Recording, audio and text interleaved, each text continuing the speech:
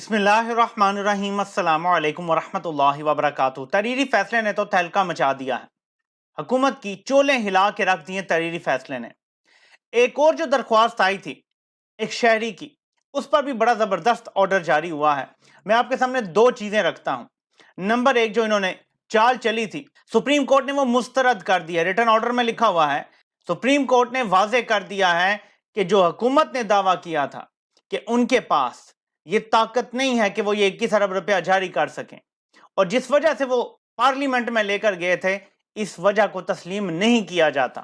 Number ایک یہ بات کر دی۔ نمبر دو، یہ ذرا پڑھیں، شہباز شریف نہیں بلکہ پوری کابینہ، فیڈرل کیبنٹ گھر جائے گی۔ نیچے اگر آپ یہ پورا پڑھیں جو سارا یلو ہوا ہے، ہائی لائٹ ہوا ہے، انہوں نے جو منی بل تھا وہ فیل کروا کے، مسترد کروا کے اپنی اکثریت ختم کروا دی ہے ہاؤس میں۔ اگر دوبارہ ایسے ہی ہوتا ہے کہ یہ ڈائریکٹ پیسے نہیں دیتے اور پھر سپریم کورٹ کے آرڈر کے مطابق دینے تو ہیں، پھر پارلیمنٹ میں لے جاتے ہیں، اور اگر وہاں سے پھر مسترد ہوتا ہے تو شہباز شریف سمیت پوری کابینہ گھر جائے گی۔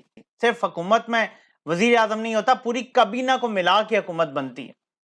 تو اس ٹائم صورتحال یہ ہے۔ جو انہوں نے درخواستیں مسترد کی ہیں چیف جسٹس صاحب نے، وہ مسترد کی ہیں وزارت دفاع کی، جن کا کوئی کام نہیں بنتا تھا۔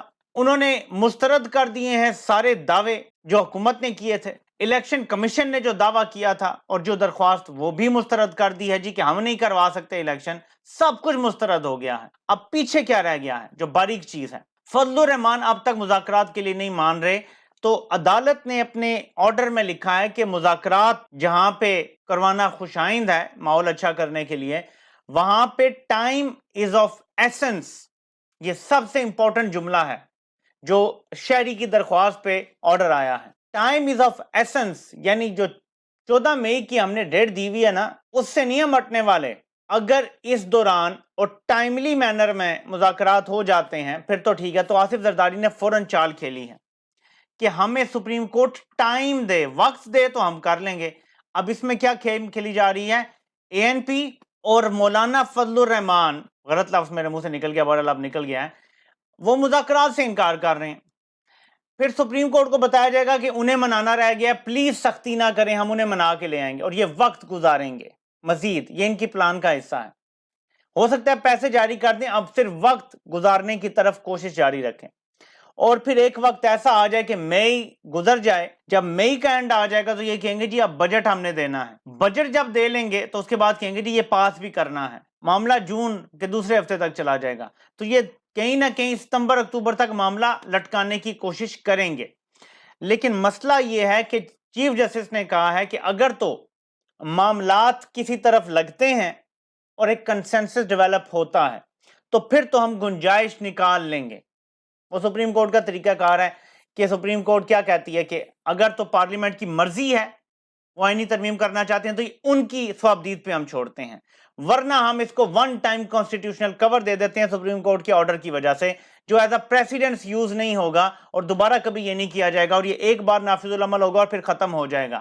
اور اس میں کوئی کور دے کے اور سارے الیکشن اکٹھے کرانے کا اور اس کو 90 دن سے آگے لے جانے کا بھی معاملہ ہو سکتا ہے۔ سپریم کورٹ جو کر رہی ہے اس میں واضح ہے کہ وہ الیکشن تو کروانا چاہتے ہیں، لیکن دوسری طرف جو ڈرٹی ہیری کا ٹاؤٹ ہے، ایک جو براہ راست ڈرٹی ہیری سے ساری خبریں لیتا ہے، وہ آج ٹویٹ کرتا ہے کہ اس سب فیصلے کے بعد، ریٹن آرڈر آنے کے بعد بھی راوی چین ہی چین لکھ رہا ہے۔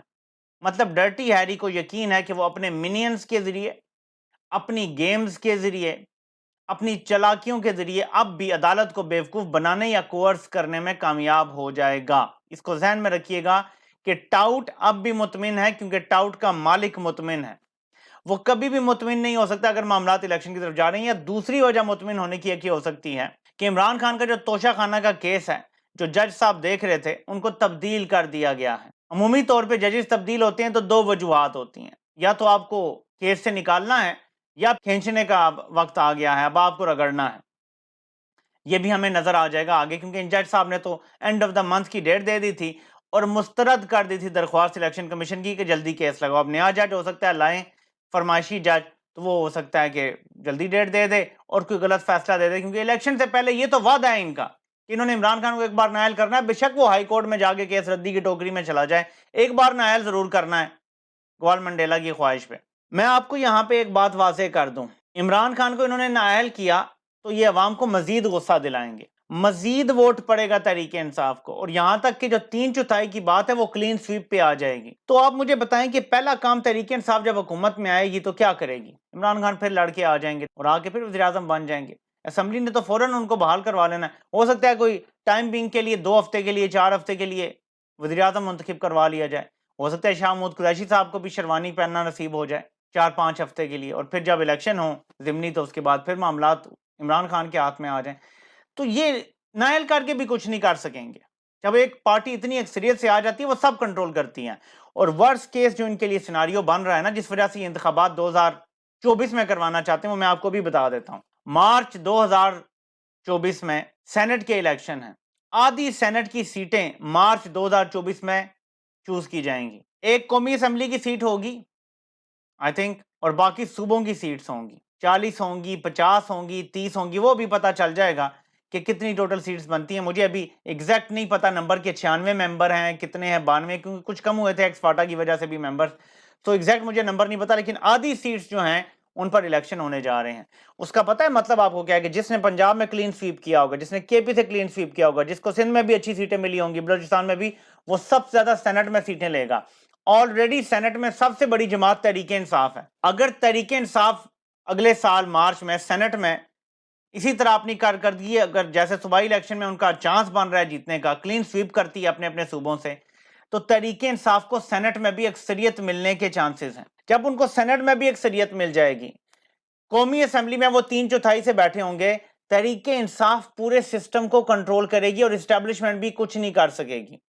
اس سے روکنے کے لیے یہ الیکشن 1 سال ڈیلے کرنا چاہتے ہیں، یہ اس اکتوبر میں بھی نہیں کرنا چاہتے، اس کو سمجھ لیں آپ، یہ کچھ بھی کر کے الیکشن میں ڈیلے کرنا چاہتے ہیں تاکہ اپنے مقاصد حاصل کر لیں۔ تب تک عمران خان کی جان لینے کی کوشش ہوگی، ملٹیپل اٹیمپٹس ہوں گی۔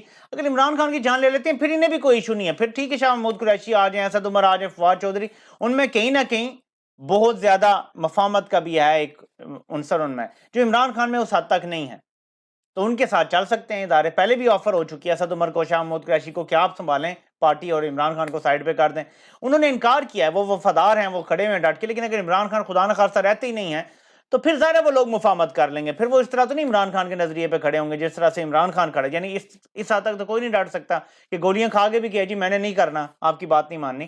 سو دیکھتے ہیں صورتحال کس طرف جاتی ہے۔ صبح تحریک انصاف کے 2 نمائندے شاہ محمود قریشی اور فواد چودھری سپریم کورٹ جائیں گے اور موقف دیں گے پارٹی کا، کیونکہ سب پارٹیوں کو بلایا گیا ہے، تو دیکھتے ہیں کہ ساری پارٹیاں کیا موقف دیتی ہیں اور سپریم کورٹ کو کس قسم کا لالی پاپ دینے کی کوشش ہوتی ہے۔ دعا کریں کہ یہ معاملہ ان اگلے 7 دنوں میں حل ہو جائے اور ملک پورا الیکشن کی طرف چلا جائے تو بہتر ہے۔ بے شک جون میں الیکشن ہو جائیں، اس میں کوئی برائی نہیں ہے، لیکن ونس پورے ملک میں ہو جائیں گے تو یہ افراتفری ختم ہو جائے گی اور ملک سکھ کا سانس لے گا، قوم بھی سکھ کا سانس لے گی۔